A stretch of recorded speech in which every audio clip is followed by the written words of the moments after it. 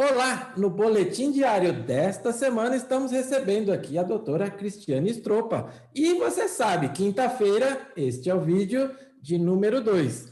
Eu super recomendo, se você não assistiu o primeiro, pause aqui e corre lá. Falamos sobre o artigo 1 e 2. E você deve estar pensando, mas o que pode ser explorado no artigo 1 e 2? Confere lá, porque não foi uma entrevista. Foi uma aula. E na sequência aqui, a nossa segunda aula, eu quero aproveitar muito a agenda aqui da doutora, porque ela vai falar o quê? Do artigo 3 e do artigo 4. O 3, a quem não se aplica, não é isso, doutor? E o 4, as micro e pequenas empresas que estão aí de cabelo em pé, preocupadas com o futuro das contratações públicas. Por favor, doutora, seja muito bem-vinda mais uma vez.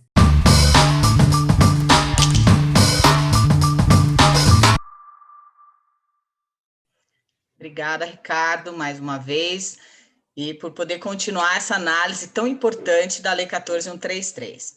Bom, com relação ao artigo 3º, quem não se subordina à Lei 14.133? Veja, a gente tem que tomar cuidado com esse artigo. Eu penso também, as pessoas não estão lendo esse artigo. E ele é muito claro, muito embora a gente precise interpretar além dele. Então, ele vai dizer o seguinte, vou me permitir ler aqui.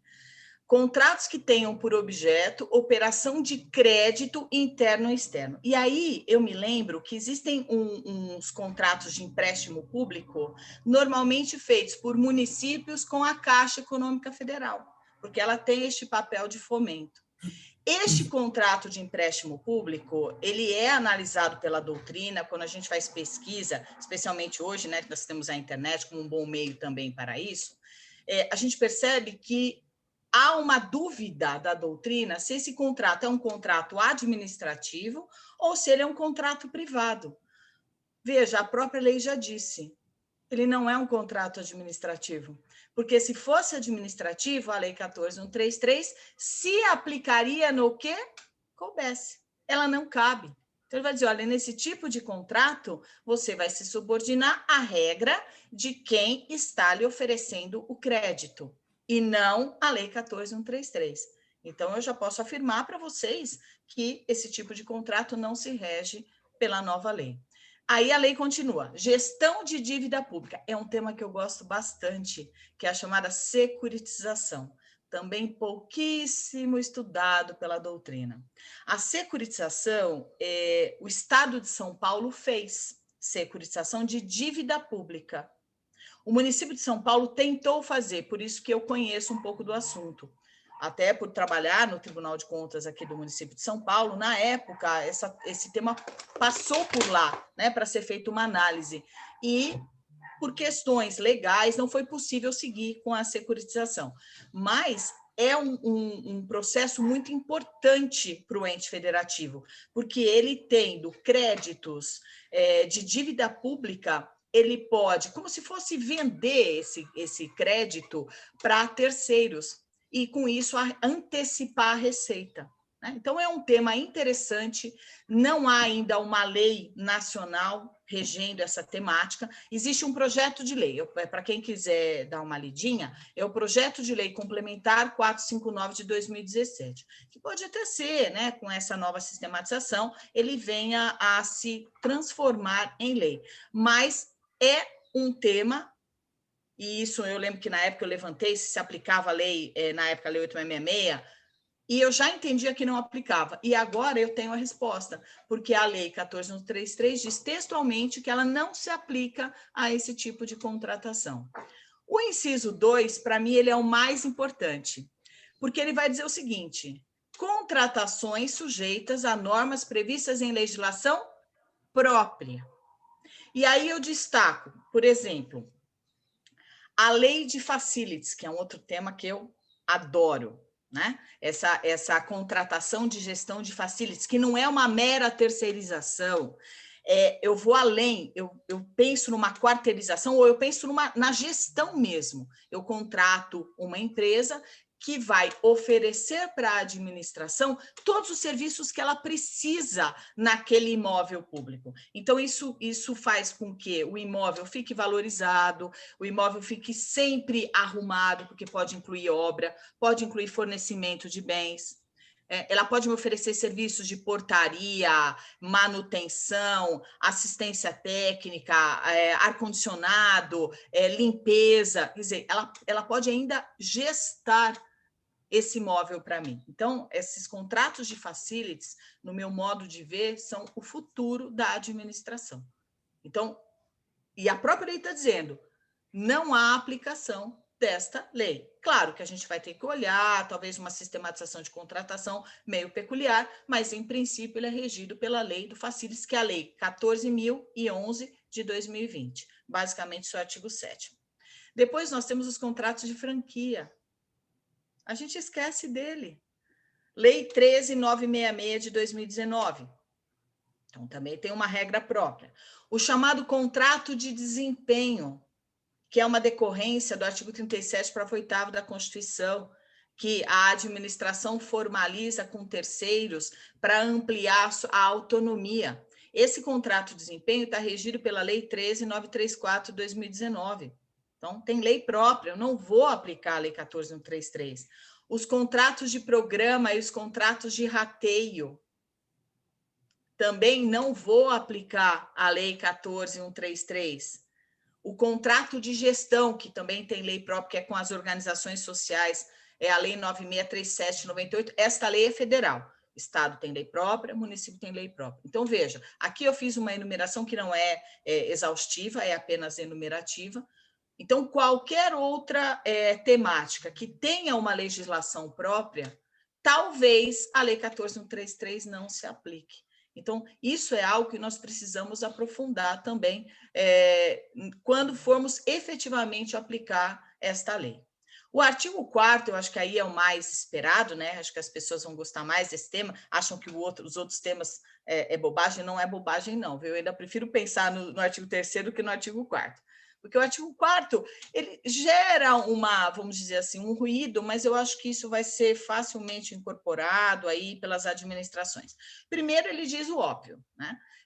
As contratações decorrentes da 14.133, eu também vou aplicar a política de preferência da micro e pequena empresa disciplinada nos artigos 42 a 49 da Lei Complementar 123. Então, ela não podia fugir disso, isso é uma política pública que nós temos desde 2006, então, dificilmente a Lei 14.133 ia fugir dessa política.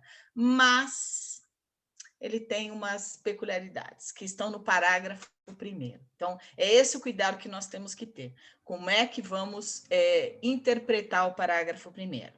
Bom, eu já vou começar colocando uma posição. Até outro dia eu estava conversando com o professor Marcos Alcântara, ele não concorda comigo, mas eu tenho essa posição, né? Posso estar errada, eu sempre brinco que a interpretação dessa lei, ela não é uma interpretação fechada, a gente tem que estar sempre com mente aberta, até para evoluir na interpretação, porque ninguém é dono da verdade.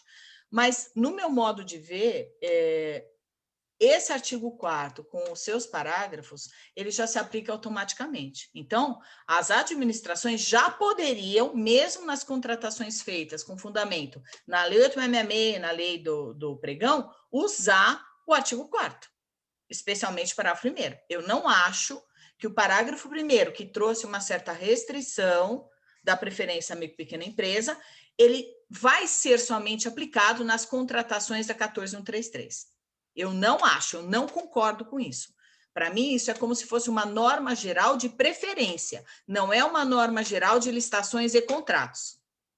É o que eu penso. Existe divergência na doutrina, graças a Deus, né? A divergência ela é boa, a gente cresce na divergência, não na convergência, é o que eu sempre penso. O debate é sempre bem-vindo, né, doutora? Claro, porque aí a gente aprende ouvindo, dialogando, né? E aí a gente aprofunda os nossos pensamentos, a gente revê.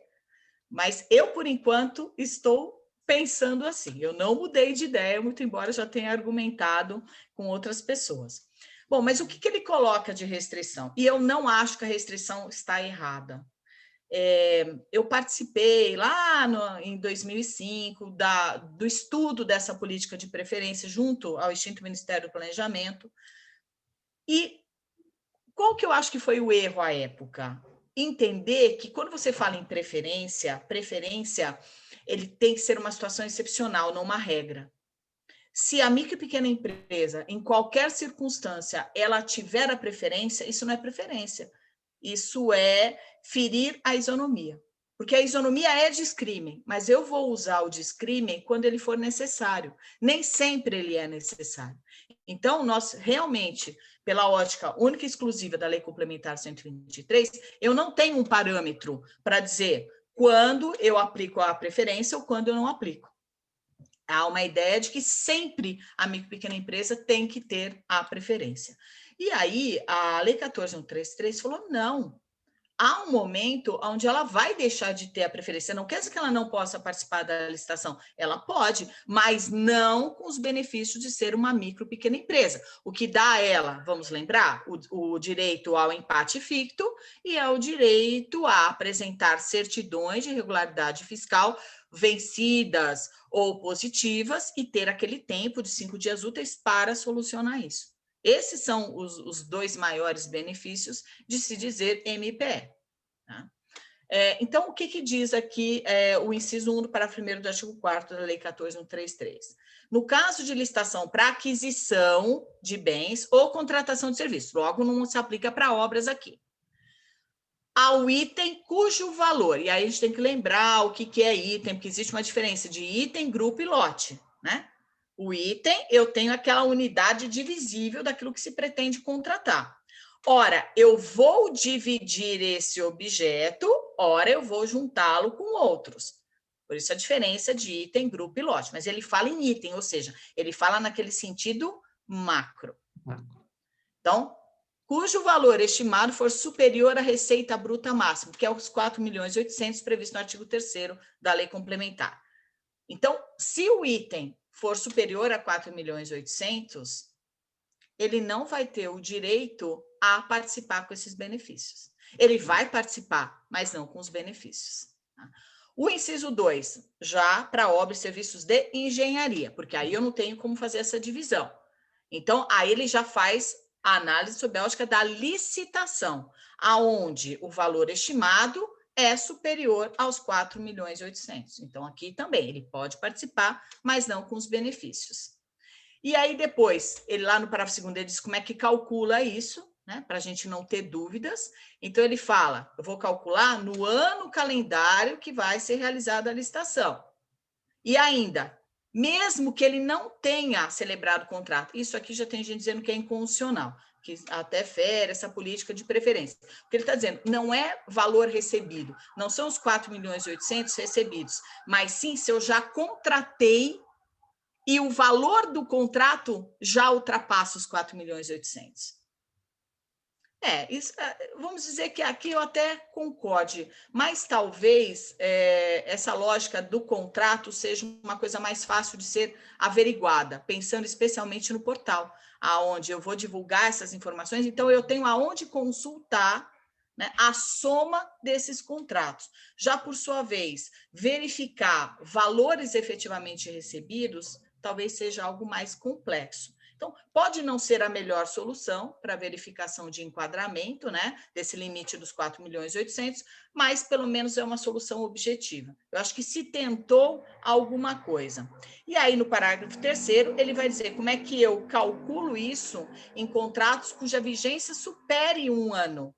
Porque tem muito, né, prestação de serviço continuado. Então, eu vou considerar apenas o valor dentro de 1 ano, não aquele valor do contrato, por exemplo, dos 5 anos, no caso de serviço continuado, porque aí, obviamente, vai extrapolar os 4.800.000. Mas dentro de 1 ano, ficou dentro de 4.800.000, então ele pode continuar usando dos benefícios. Mas se, num contrato, já em 1 ano ultrapassa os 4.800.000, ele já não poderia participar de outras licitações usando os benefícios de ser uma micro ou pequena empresa. Então, eu acho que isso aqui vai dar polêmica, especialmente, gente, o parágrafo 2º. Né? Eu acho que nem tanto o parágrafo, o inciso 1 e o inciso 2 do parágrafo 1º. Acho que o maior problema está no parágrafo 2º. Mas eu ainda acho que é um critério objetivo. Não é o melhor, mas é um critério objetivo. Precisamos esperar, eu acho que quem vai resolver isso é o Tribunal de Contas. Acho que o Tribunal de Contas vai acabar dando uma interpretação mais sistematizada, mais coerente. Não acho que seja o Judiciário, eu acho que quem tem mais competência técnica para dar uma boa interpretação para esses dispositivos é o Tribunal de Contas. E não digo só o TCU, não. Pode ser o TCU, mas nós temos outros tribunais de contas, né, de estado e de município, que também poderiam se manifestar nesse sentido. Então, Ricardo, sobre esses dois dispositivos é o que eu tinha a tratar com você. Senhoras e senhores, que aula, doutora, muito obrigado. Já começo aqui agradecendo, né? Em nome de toda a família Forsetti, você deu um show aqui, nos brindou, falou de 4 artigos e vou responder por mim aqui, tenho certeza que há muitas pessoas que estão acompanhando vão comigo nessa onda aí. Ficaria aqui mais 30, 40 minutos assistindo aqui a sua aula, doutora. O tempo não nos ajudou, então eu tenho certeza que muitos aqui estão com vontade de continuar acompanhando a doutora, então peço, por favor, né? Vou pedir para colocar aqui as redes sociais da doutora Cristiane, mas eu peço também para que você, doutora, eu sei que tem algumas lives aí por acontecer, né? Alguns encontros, por favor, o espaço é seu, doutora. Obrigada, Ricardo, por esse espaço. No próximo dia 18, né, é um evento que é o segundo encontro brasileiro de grandes nomes em compras públicas, e eu tive também a grata satisfação de ser convidado para participar. Esse evento acontece no dia 17 e no dia 18, eu participarei no dia 18 pela manhã. Então, basta entrar aí nas redes sociais e fazer a inscrição. E depois, no dia 20, no período da tarde, a Escola de Contas, aqui do Tribunal de Contas do município de São Paulo, está organizando também uma série de discussões sobre a nova lei. A gente já tem vindo aí a cada 15 dias, né? Toda quinta-feira tem um encontro e no próximo dia 20, serei eu a falar, um tema também que eu acho que é muito importante, ainda pouquíssimo analisado, já alguns autores já chegaram a se pronunciar, mas eu acho que ainda falta um aprofundamento, que é o papel da assessoria jurídica nas contratações, porque acho que os assessores jurídicos vão ter que mudar a sua postura perante essa nova lei. Então, eu vou tratar desse tema no dia 20. Mas é isso, Ricardo. Muito obrigada. Eu que agradeço, já em nome de toda a família Forsetti. Eu anotei aqui, não posso esquecer de mencionar a Renila, né, que ela também tem se divertido. Você mencionou o nome dela no vídeo número 1, né? Ela tem se divertido e a gente também, né? A cara de quem está à vontade aí com quem trabalha com as estatais, né? E ela tem nos brindado aí com muita informação divertida também. E já estou aqui ansioso por este encontro que você mencionou aí, doutora, com as duas aí. Só posso agradecer a sua presença, deixar claro aqui e público que o espaço é seu. A hora que tiver novas lives, novos treinamentos, o canal estará sempre aberto para você, doutora, pois somos, isso eu posso falar em nome de toda a família Forsetti, somos teu fã. Então, com a sua presença aqui em nosso quadro, reforçamos o compromisso de que licitação é o nosso negócio. Muito obrigado, viu, doutora? Eu que agradeço, Ricardo. Parabéns mais uma vez pela iniciativa.